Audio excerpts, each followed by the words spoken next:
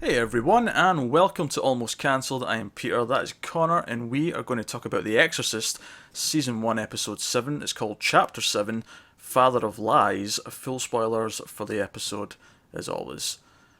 So, guys, just briefly, what did you think of last week's episode? Because you weren't here. Yeah, it was pretty good. I thought it was weird that it's shifted so much to, the mother now, and obviously with the revelation that it was Yeah. her, that it's shifted perspective so drastically, so it was a bit jarring. But other than that, yeah, it was pretty good. I was curious, because obviously Tim filled in for you last week. I was just wondering. Um, but, so, I actually thought this episode started with a really, really intriguing opening where With it the time jumping. the time jumping, it cuts ahead, and we see Tomas,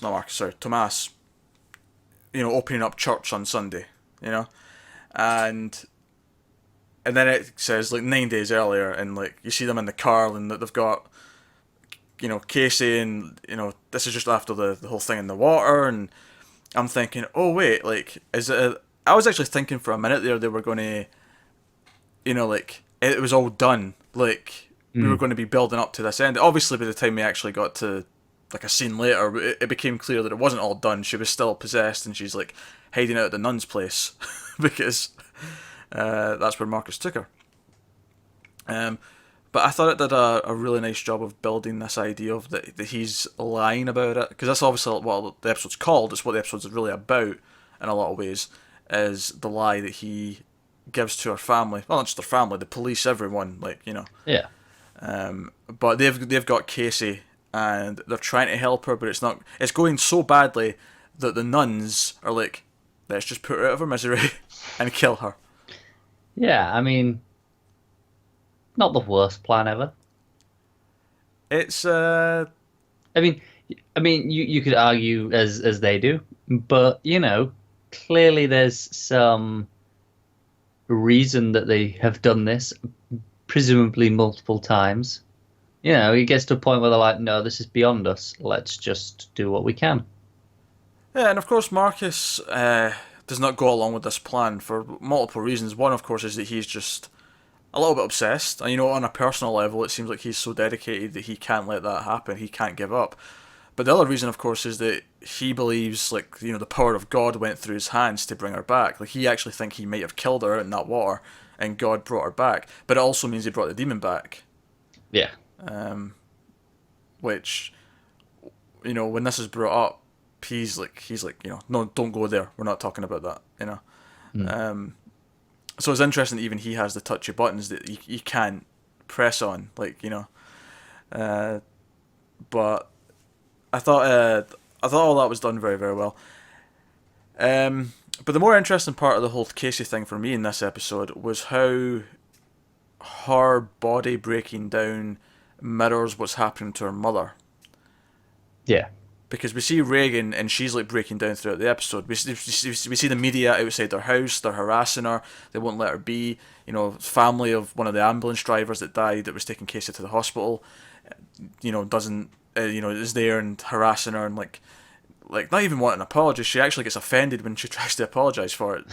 She's there Yeah. to just harass, essentially, and she's breaking down. We see how she has that scene with her mother where they talk about the photographs, and she's like obsessing over like cleaning the photo, and she's like dipping it into the drink and all that, and then eventually she's like on the floor in the bathroom, and this is when Tomas eventually comes over, and it leads to the ending of the episode. Obviously we'll go back and talk about other things, but when he eventually, like, no, I'm letting her see her daughter, and Yeah. but the whole thing that she is also breaking down bit by bit, the same way that Casey's breaking down bit by bit.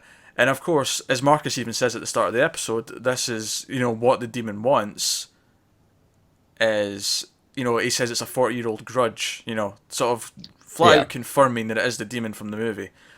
Well, yeah, we got like the idea that it was, with the nightmare scene, Yeah, yeah. but it's like you could just play that as, oh, this is her fear rather than what it actually is. Oh, But the ending confirms it. The ending, the ending then does yeah, confirm it. Yeah. yeah. Because the ending, like, she's essentially just like a sick corpse for most of the episode. Yeah. But as soon as that door opens and the demon can sense Regan walking in, the way she like mimics the mannerisms of the salesman Yeah. is perfect. And Absolutely. obviously the voice is, they're doing a lot to mix their voices together and so on. But even just the way the face like reacts. Yeah, it's even just the way she like sits up, like it feels Yeah, different. yeah. It's like, oh, it's on now. Like, Yeah. this is what I've been waiting for. And in the one hand, it's like it confirms that Marcus was right not to put her out of misery. Like that, even this her being this sick is nothing but a ploy. It's just, let them get to this point.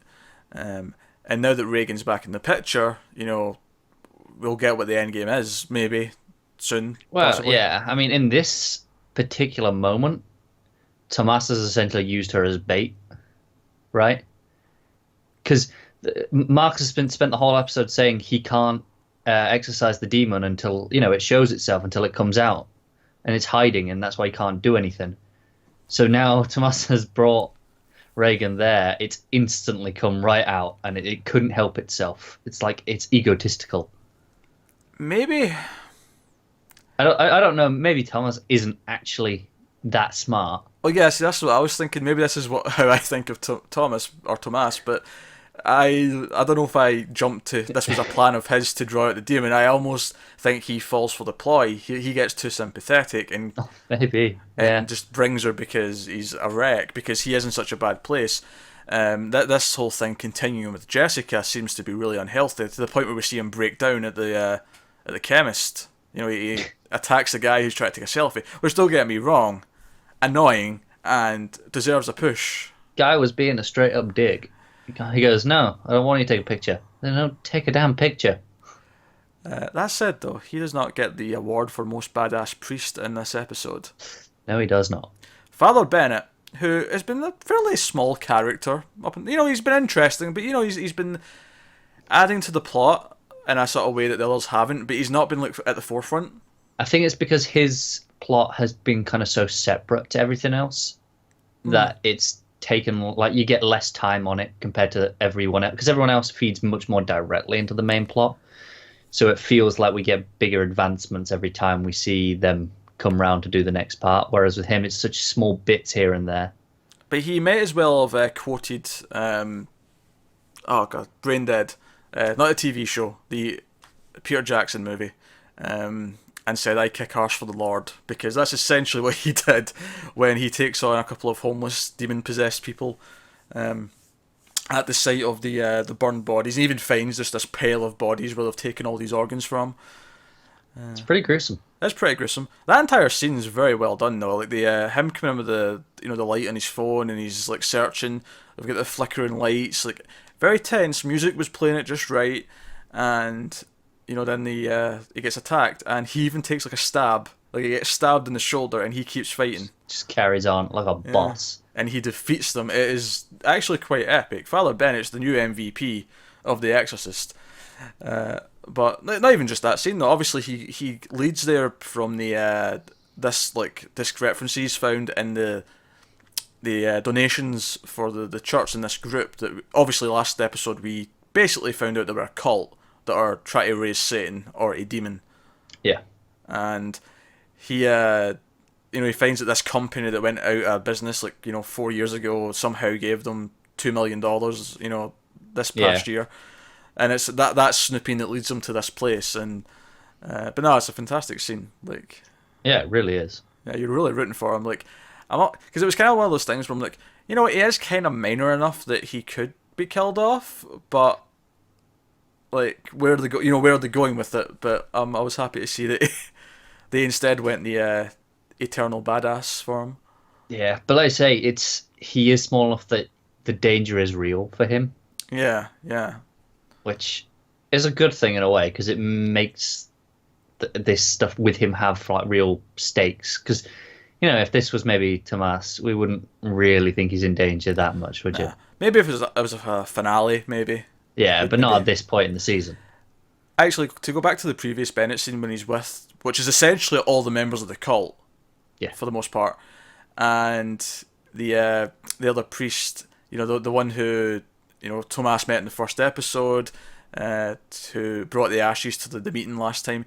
His because he had that fantastic speech in the last episode with the apple, which is wonderfully creepy, despite the fact that he felt really genuine the entire time. He did a very similar thing here, where they have this back and forth where he's been very passive aggressive and accusatory, and he brings up the I'll keep digging. It's like, oh, make sure you bring a shovel, only if you bring, and he gives him this little wink that just right amount of creepy. Yeah, it definitely is. Yeah, creepy priest. Yeah, I'm enjoying it. I'm kind of looking forward to seeing where his plot line's going next.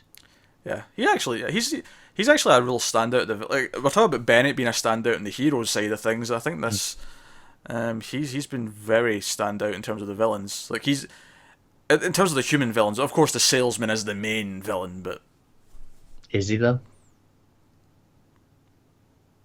Yes. Defend.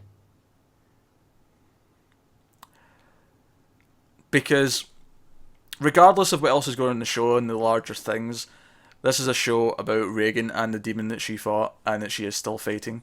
And to go back to the final scene and what it reveals, I am wondering if the endgame for the demon, who may or may not be called Pazuzu, which is what he was called in the sequel movies, I don't know if that's going to necessarily be canon, but he is his endgame to get Regan to allow him to go back in her. Is that ultimately what he wants? Because she fought him off. She dealt with this, but he's found a way to torture her. If she willingly accepts it, can he go back? And does he want that? Why does he want that? Yeah, why take the older body versus the one he's already got now? The younger, fresher one. You don't have to phrase it like that, but sure. Well, I mean, in terms of if this is a host body, you're gonna want if you think of it as cars, you're not gonna want one with more mileage than the other, are you? But it's not like that though. It's personal. Like Marcus said, it's a grudge. He wants Regan. See, no, this is where I'm not entirely sure I agree there. Yes, it is a grudge, but I feel like he might find taking the daughter more hurts her more than just taking her. But maybe he needs her for something. All right, well, that's different. That's fine. But as a personal grudge, I feel like the demon would affect Regan more by keeping the daughter and making her watch and not letting her win. It depends what his endgame is, but I feel like he has a goal here that's beyond just... I mean, as much as I think it is a grudge, I don't think that is just the end goal. I don't think that's his ultimate purpose, is to just upset her, Yeah, we'll have to wait and see what the actual plan is. Yeah, I think it's got more to it than that. And I think it will... It's to do with something that maybe he was trying to do all that, 40 years ago, and now wants to finish, and he needs Regan for that in some way. Whether it is to possess her again, or just her for something else, I don't know. But it's a pretty solid episode, really. Oh, it was a good episode. There was creepy stuff with Bennett, and badass stuff with Bennett. There was also advancement in the cult stuff. Maria being very shady, helping out Tomas.